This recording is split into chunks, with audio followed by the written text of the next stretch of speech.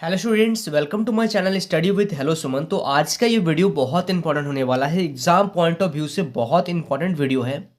इस वीडियो में हम लोग बात करेंगे आपका जो मैथ का जो बुक है उसका हर एक चैप्टर को हम लोग क्या करेंगे, जितना भी फॉर्मूला है सबको हम लोग निकालेंगे और पूरा डिटेल डिस्कस आपसे करेंगे ताकि एग्जाम में आपका फॉर्मूला में पकड़ रहे और आप क्वेश्चन बहुत बेहतर तरीके से सॉल्व कर पाए। तो पहला चैप्टर है, बहुत इजी चैप्टर है आपका चैप्टर 1। इस पे जो यूक्लिड विभाजन प्रेमिका बहुत कम आपका फॉर्मूला आ रहा है, ठीक है। तो पूरा डिटेल डिस्कस करने वाले हैं हम लोग इसमें, ठीक है। तो स्टूडेंट्स, अगर आप मेरे चैनल पर नए हैं तो इस चैनल को सब्सक्राइब करना मत भूलिएगा। इस वीडियो के नीचे एक सब्सक्राइब बटन दिया गया है, उस बटन को प्रेस कीजिए और नोटिफिकेशन को ऑल पे प्रेस करिए ताकि इस तरीके का हर वीडियो का नोटिफिकेशन आप तक पहुंचे। तो स्टूडेंट्स, चलिए इस वीडियो को बिना टाइम वेस्ट करते हुए फटाफट से स्टार्ट कर लेते हैं।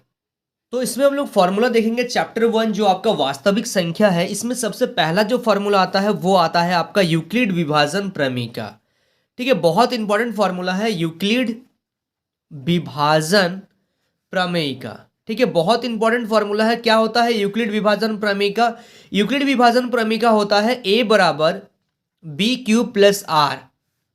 ठीक है, ए बराबर क्या होता है बी क्यू प्लस आर, और जहां क्या होता है आर जो होता है वो जीरो से क्या होता है बराबर या जीरो से बड़ा होगा और आपका क्या होगा बी से छोटा होगा। यानी कि इस चीज को अगर हम लोग समझे तो ए बीच में हो गया, बी यहाँ पे हो गया। जब आप इसको डिवाइड कीजिएगा तो यहाँ पे क्यू आएगा और यहाँ पे आर आ जाएगा। शेषफल में क्या आएगा आपका आर आएगा। यानी कि भाज्य बराबर भाजक गुना भागफल जोड़ शेषफल।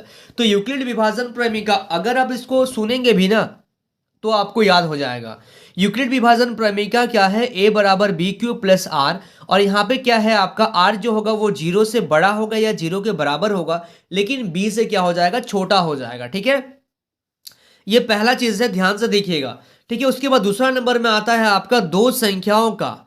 दूसरा अगर फॉर्मूला का बात कर रहे हैं, ठीक है, दो संख्याओं का गुणनफल बराबर, दो संख्याओं का गुणनफल बराबर क्या होता है आपका HCF इंटू LCM। दो संख्याओं का गुणनफल अगर आप दो संख्या को गुना करेंगे तो वो HCF गुना LCM के बराबर में होता है। हम क्योंकि हम लोग को यहाँ पे निकालना पड़ता है, इसमें क्वेश्चन आपको दिया जाएगा, मान लीजिए LCM आपको दे दिया गया है या फिर आपको LCM निकालना है, तो उसके लिए आपने एक फॉर्मूला पढ़ा होगा कि दो संख्याओं का गुणनफल बराबर HCF गुना LCM होता है। ठीक है, चलिए इंपॉर्टेंट फॉर्मूला है सब चीज। इसके बाद देखिएगा आपका 3 नंबर में आता है कि परिमेय संख्या। परिमेय संख्या के बारे में आपको यहाँ पे बताना है कि परिमेय संख्या क्या होता है। वैसी संख्या है जो P बटा Q के रूप में जिसको हम लोग लिख सकते हैं वो परिमेय संख्या होता है, और जहां क्या होगा Q not equal to zero होगा। ठीक है, और यहाँ पे Q नीचे जीरो नहीं आएगा, और P और Q क्या होगा आपका P और Q आप लिख सकते हैं P और Q क्या होगा आपका पूर्णांक होगा।